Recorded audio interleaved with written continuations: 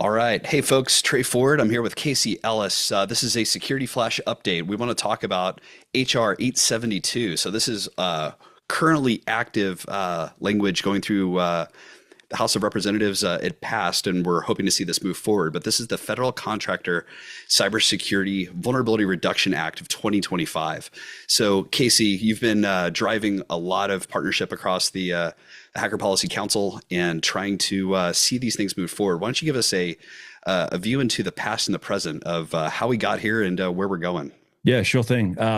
Super exciting to see this pass the House and to see it pass with such kind of unanimous agreement. I think the big thing with all of these bills is that every one of them that passes is another vote in favor of the good faith hacker community and the role they can play in securing the internet. But yeah, to your question, basically, you know, it's good to kind of repeat this because I think it gets lost in history from time to time. But the US government has really been very much at the forefront of driving adoption and really acceptance of particularly vulnerability disclosure programs, but more generally just the role of good faith hackers outside the four walls of organizations in providing security feedback and making things safer. That kicked off with the Hack the Pentagon program, and that started off from a planning standpoint in 2013, 2014. It's gone on through like Hack the State Department, Hack the DHS, Hack the XYZ bills that have come down through Congress, and obviously the expansion of Hack the Pentagon on the DoD side. And then, yeah, we saw, Binding Operational Directive 2001 come out of CISO DHS, mandating federal civilian agencies run vulnerability disclosure programs. It's just continued to kind of grow as this, really kind of accepted baseline practice that everyone who is a part of the US federal government, and really by extension, everyone else as well as a leadership thing, if they're on the internet, if they're running technology, then they should be in a position where they can accept security feedback from folks from the outside world, because writing software is hard.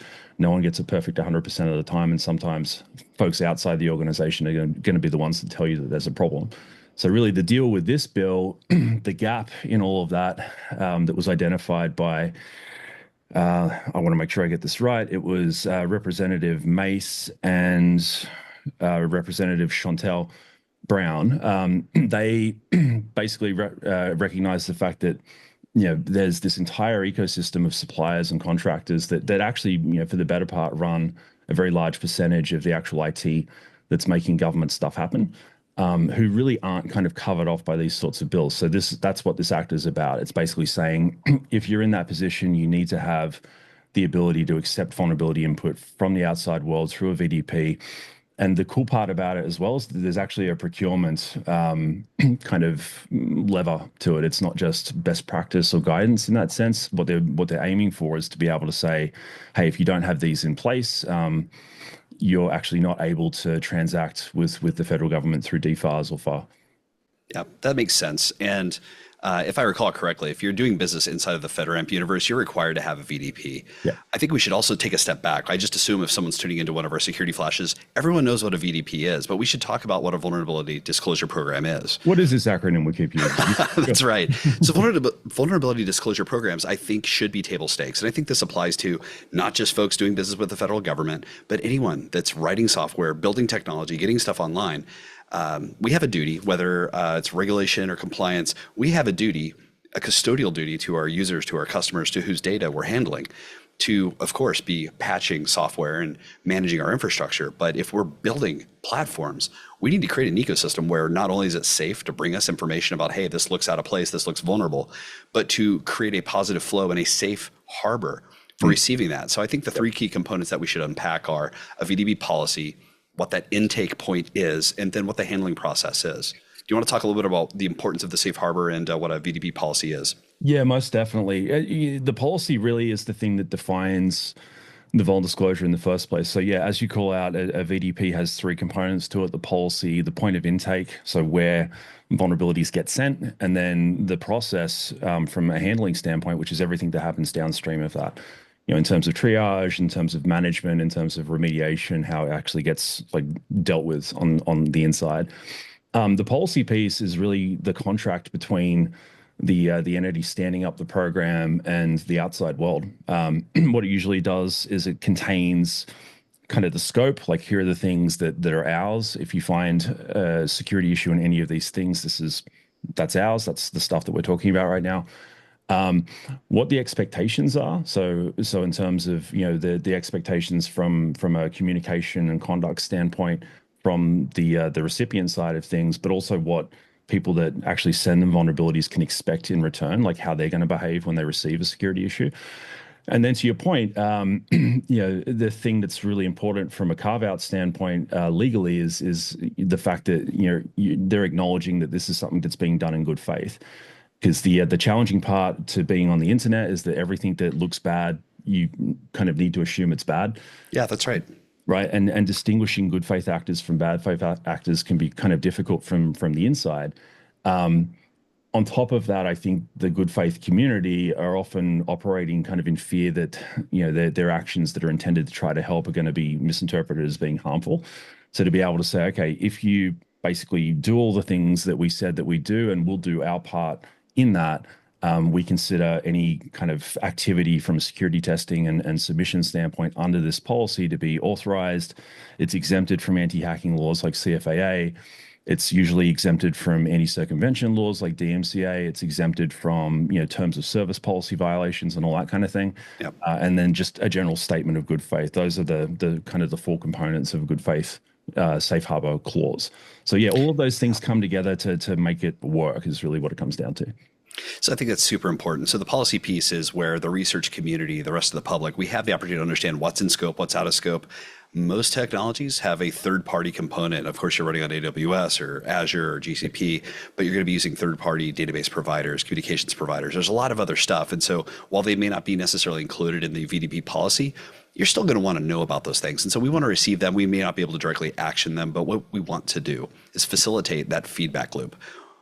The sooner we know about it, the more urgently we can move to contain, not just to defend our platform and our software, but everyone we're serving. And that, I think, is the magic behind House Resolution 872 is they require this for contractors. And yep. I don't think this is just for the fashion-forward internet technology and SaaS providers. This is for literally anyone. I think everyone should have a backstop through a VDP. Yeah, well, when you consider who's on that list of contractors, there's some pretty I don't want to say old in a pejorative sense, but like organizations that have been around for a very long time. More established. Yeah, let's call it that. They're not necessarily your bleeding edge tech forward organizations, but it doesn't matter because ultimately they're in that same position. Like to err is human, vulnerabilities happen, they're a product of human creativity and they get amplified by technology.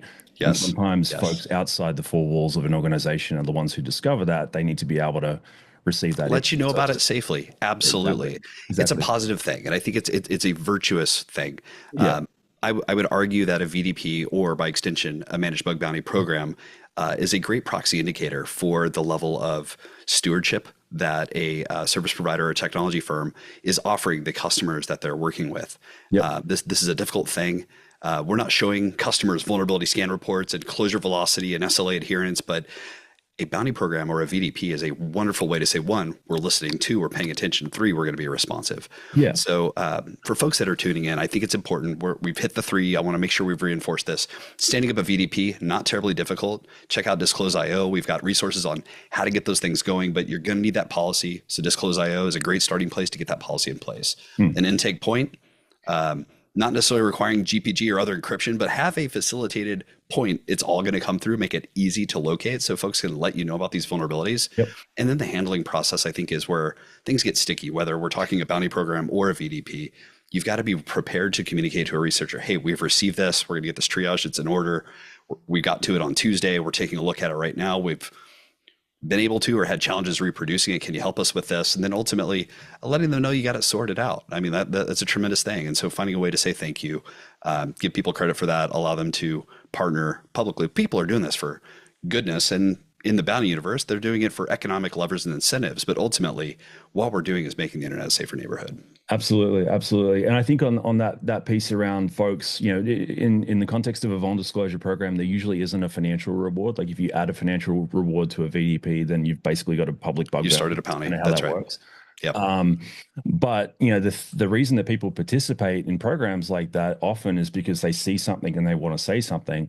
That's right. And the thing that's most rewarding based on having, personally having sort of sat in the middle of this ecosystem now for the better part of 15 years, but also, like we did a webinar with the California, the state of California, like their group, right, around the VDP that they run. They get incredible traction and kind of interaction on that program, and it's because they're responsive. Like the last thing someone who's just trying to help wants is to shout into a black hole. So this whole handling and management process, especially Yes. in BDP programs, is incredibly important. That is a big part of what Bugcrowd can help organizations with. So the intake Yeah. side of it, like where does this go? How do we make sure that people know where to send these issues? That's obviously a big part of what the platform does. But then the triage, handling, staying on top of it, managing those communications. Obviously, the downstream organization needs to do all of the things that they need to do to actually set up to be able to deal with this stuff, because it's one thing to receive issues, it's another thing to be able to actually act on them and remediate. And there's an element of preparation to that. But Bugcrowd can obviously help out with that part as well. That's right. It's really about making the overhead of those those second two pieces as light as possible for the organization, so they can just focus on interacting with the security researchers, as and when they see that being important Yep. based on the bug, and then obviously going off and doing things to reduce the risk of their users. Awesome. Yeah. So I think there's a handful of moving pieces here. I think we've broken it down. Dealing with the information asymmetry, the power asymmetry. You've got a researcher and you've got this large organization. Sending something off into a black hole is dangerous. It's scary. We want to create safety for that, so the policy handles that. Yep. The intake point, you've got a clean place to receive it. In the handling process, I'll call it dignifying the humanity, being able to communicate, hey, we received it. Thank you for this. We're going to get a look at it. We've dealt with it.